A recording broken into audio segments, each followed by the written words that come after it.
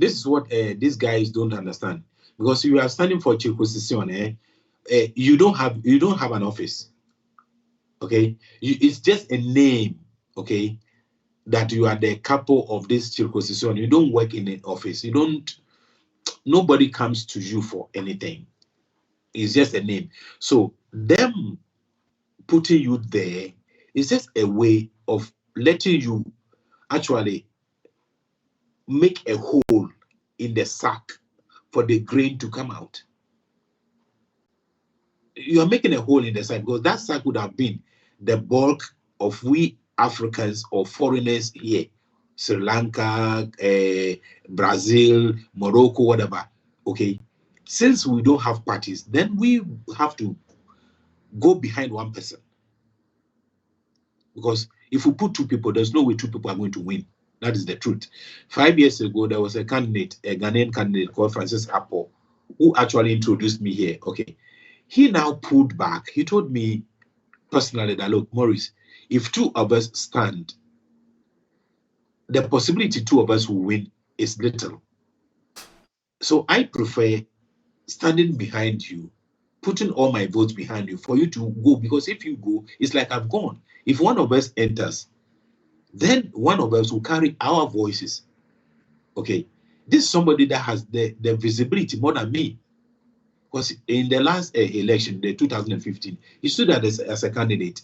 It's that by mistake of our people who went to vote, which, if you permit me, I will do a small illustration here for people to see. The people that went to vote voted, but they didn't know how the vote was conducted, and they made mistakes. So he got just few votes, but the people were plenty who voted, and the voted got split up.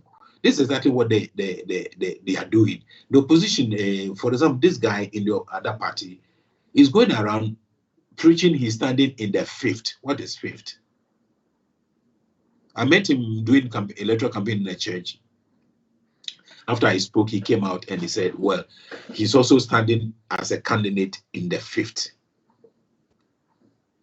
So I was like, what is fifth? Because already talking about consigliere comunale to the black man is already an impresa. Talk less of the fifth. What is fifth? Quinta circoncisione and quarta. Brother, we don't even know it. It is the truth. We don't have to hide behind our image that we know. We don't know. We don't know it. We have to be educated. Okay. So if you are standing as a circoncisione and you are standing in another on another party's ticket, it's a way of them trying to let you extract the votes that could have brought to bring one representative. We just need one. For now, we just need one because this is the start. All of us cannot be consigliere at the same time. I don't think it's going to be that possible. It's not possible. It's not possible. Maurice, you see, This education we need it. The people need to understand, and particularly we also need to do the mathematics. We need to do the multiplications.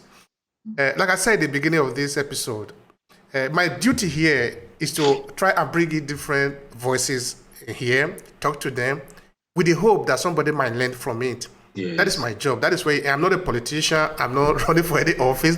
But if I see somebody like you or some other persons out there who are going for this office, I think somebody is interested. So let's talk about it. Yes. So you did name something interesting. You did say something interesting before that you hope that one day there can also be a political party here in Verona, or in Italy, let's say, in Italy. that is predominantly of immigrant interest, because it's all about interest at the end of the day. You have Labour Party in the UK. Their interest is to make sure they protect that of Labour. Yes. Of course, it doesn't mean that they're anti-people that are not Labour, no? So we must understand that we are essentially talking about interest here. Yes. So who is actually which is this political party that is representing the interest?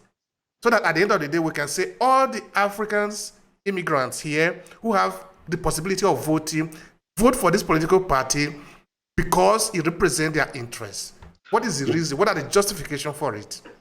Well, I would say that personally, I was actually inclined to the left, that is Partito Democratico. I was all this while I've been, foreigners, consciously or unconsciously, because it's the left that normally talks about foreigners and stuff, I've been all this while. But then I made this switch because in this current administration, there has never been any mention about anything about, I've read articles and stuff, there has never been anything mentioned about foreigners or a migrati that is even geared towards resolving their problem. I give a very practical example. Look at the queue at the Questura, for example. Do you think if it was a queue for Italians, that queue would be there? No.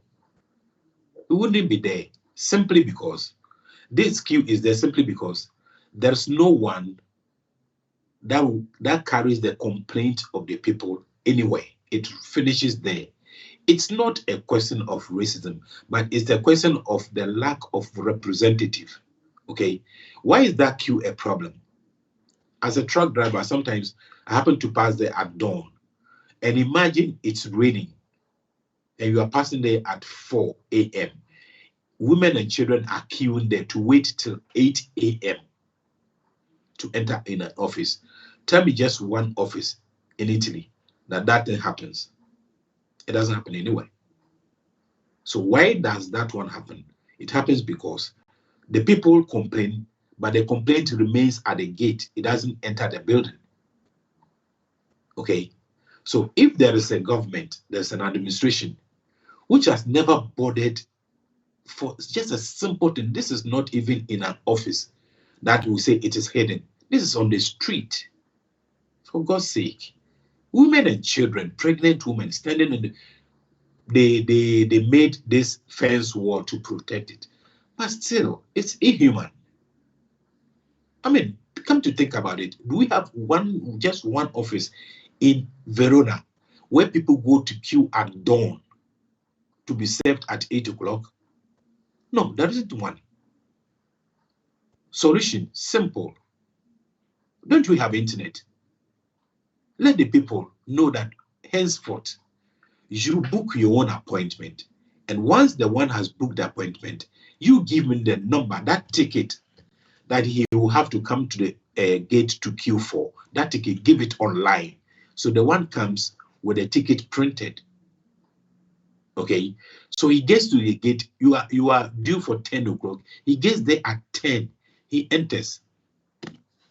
Queue is off. So simple.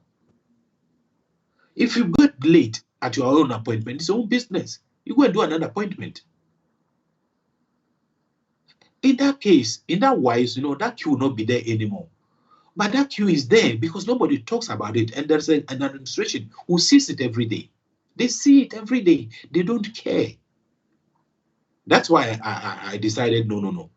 I want to join a different group and see what happens. And though Tozi, when he came at first, I was reading something about 2004, a lot of stuff that happened. But that guy at the time was with Lega Nord. And Lega Nord, by DNA, is a party that is against foreigners. I mean, they thrive upon the emotions of the people when they talk about immigrants. Something is almost vanishing from the scene because there's nothing is, no Sbarki or things about immigrants. So his political career is almost fading. We don't hear. Let one ship come to Lampedusa tomorrow. Sabini's name will be heard all over again. So Tozi was one of them. And of course, you come from that party, you can't do a different thing. But when he changed, he left that thing. That guy is a different person altogether. And there's no day you not meet him in the market talking, not even in Campagna Electorale at all, talking with foreigners, because he has seen the value of these people. So if there's an administration that sees the value, the contribution, because we pay a lot of taxes in this country. We are here. It's all that those days we used to say that we're going, but we are not going, and we are not going. Me, I'm not going. I've come to stay. My children, I gave birth to children here. Where am I going?